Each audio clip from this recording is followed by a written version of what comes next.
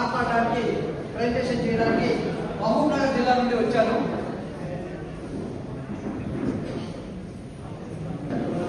తిండి కలిపితే కంట కలదోయ్, కంట కలవాడే మనిషి అయ్యేది. అంటే మనకు ప్రాముఖ్యత ఎంత ఉందో ఆ రోజే మన తెలుగు కవి గురజాడ అప్పారావు గారు చెప్పారు. మన కవి చెప్పినట్టు మనము మన విద్యార్థులకు తిండి ఏ విధంగా పెట్టాలి, ఎలాంటి పోషకాహారము సమతుల్యాహారం పెట్టాలనేది మన ఎస్సీఆర్టీ వాళ్ళు పీటీఎం పేరెంట్స్ టీచర్స్ మీటింగ్ లో మన సురేష్ బాబు సార్ గారి ఆధ్వర్యంలో డిసెంబర్ 21 రోజు ఫుడ్ ఫెస్టివల్ నిర్వహించుకున్నాం. ఆ ఫుడ్ ఫెస్టివల్ ను ఆధారంగా చేసుకొని నా పీపీటీను కానీ నా పేపర్ ప్రజెంటేషన్ ను నేను ఇవ్వడం జరిగింది.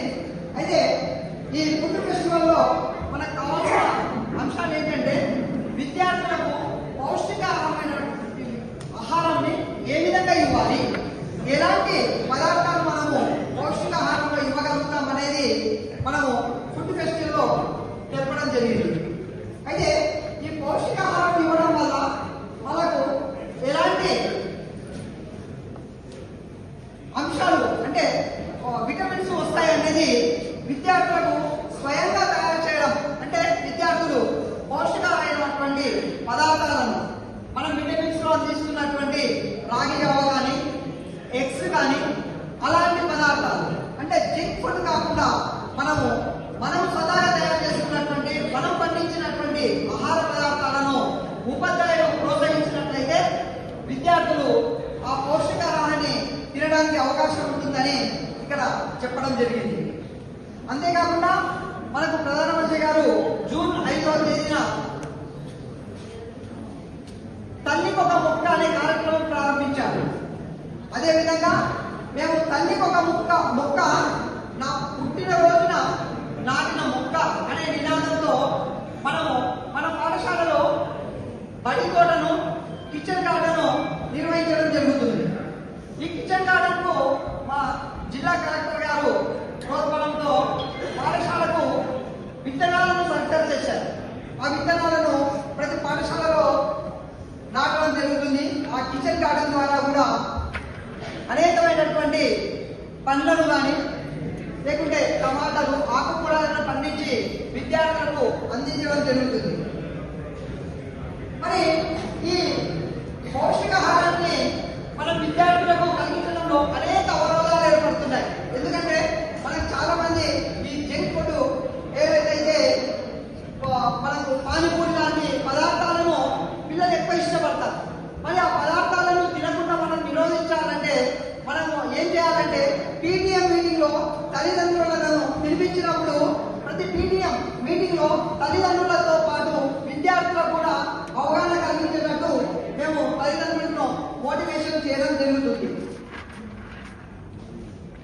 మరి ఈ మోటివేషన్ ఏ విధంగా చేస్తున్నామంటే వాళ్ళకు మా దగ్గర ఎక్సెల్ ప్యానల్ ఉంది. ప్యానల్ ద్వారా ఆ వచ్చిన తల్లిదండ్రులకు చూపించడం జరుగుతుంది.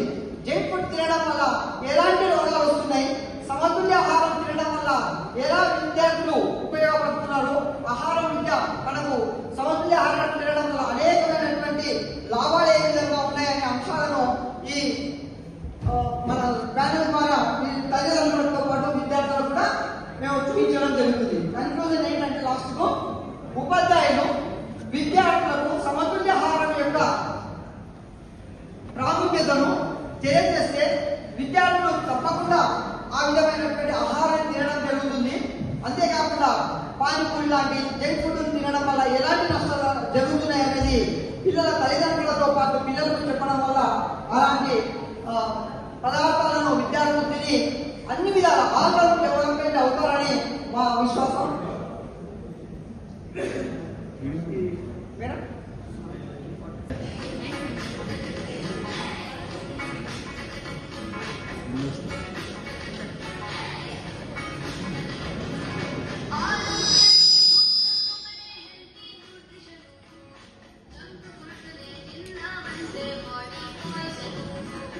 It's so, so, so, so, so, so, so, so, so, so,